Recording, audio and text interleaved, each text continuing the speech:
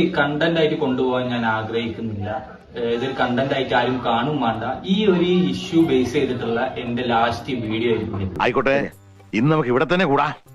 എല്ലാം അറിഞ്ഞിട്ട് തന്നെ കാര്യം. അപ്പൊ വിഷയത്തിൽ കിടക്കുക. അപ്പൊ മണവാള ലാസ്റ്റ് ഇട്ട് വീഡിയോയിലുണ്ട് അവൻ പറഞ്ഞ ഡേറ്റ്, അവൻ പറഞ്ഞ സ്ഥലം, അവൻ പറഞ്ഞ ഏരിയ, അങ്ങനെയൊക്കെ പറഞ്ഞിട്ടുണ്ട്. ദേശം മെന്റലുണ്ടോ എനിക്കിന്ന് സംശയിക്കുന്നവരുണ്ടേ. വെറുതെ എനിക്കൊരു കുഴപ്പമില്ല.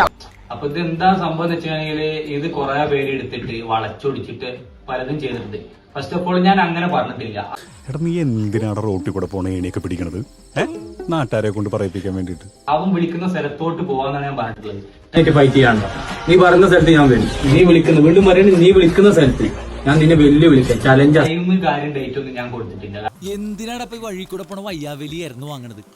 അയ്യോ, അതിപ്പോ പുതിയതൊന്നും അല്ലല്ലോ, ഇവന്റെ സ്ഥിരം പരിപാടിയല്ലേ. ഞാൻ തന്നെ അവൻ പറഞ്ഞ സമയം എന്നുള്ള രീതിയിൽ ഞാൻ അവനോട് പറഞ്ഞിട്ടില്ല. അത് ഞാൻ പറഞ്ഞിട്ട് ഷോർട്ട് വീഡിയോ ഞാൻ വീഡിയോ ഷോർട്ട് നമ്മൾ കൊടുക്കാൻ കണ്ടാൽ നിങ്ങൾക്ക് മനസ്സിലാവും. യവന്മാർക്ക് വിവരം വരാൻ എന്തെങ്കിലും ഒരു മാർഗം പഠിപ്പിച്ചു കൊടുക്കണം.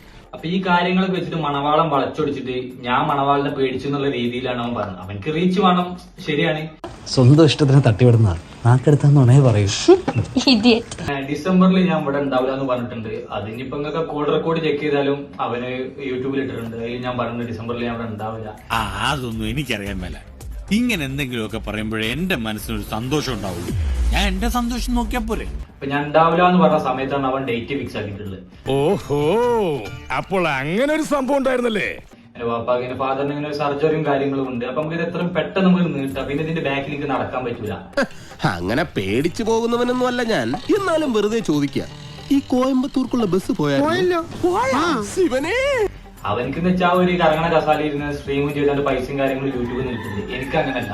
എനിക്ക് എന്റെ ഫാമിലിയും കാര്യങ്ങളും എല്ലാം നോക്കണം. നമുക്ക് ഒരു 5-ാം തീയതി 6-ാം തീയതി ഒക്കെ തീർക്കാം. നീട്ടി കൊണ്ടുപോകല്ല. എന്റെ അവസരം, എന്റെ സാഹചര്യം ഇതാന്ന് ഞാൻ അവനോട് പറഞ്ഞിട്ടുണ്ട്. പക്ഷെ അവനത് മുതലെടുത്തിട്ട് ഞാൻ ഉണ്ടാവില്ല എന്ന് കണ്ട സമയത്താണ് ഡേറ്റും കാര്യം ഫിക്സ് ആക്കിയിട്ടുള്ളത്. പോയി ചത്തൂടേടാ. മാക്സിമം ഞാൻ അവനക്ക് കൊടുക്കാൻ പറ്റുന്ന ടൈം ഞാൻ കൊടുത്തിട്ടുണ്ട്.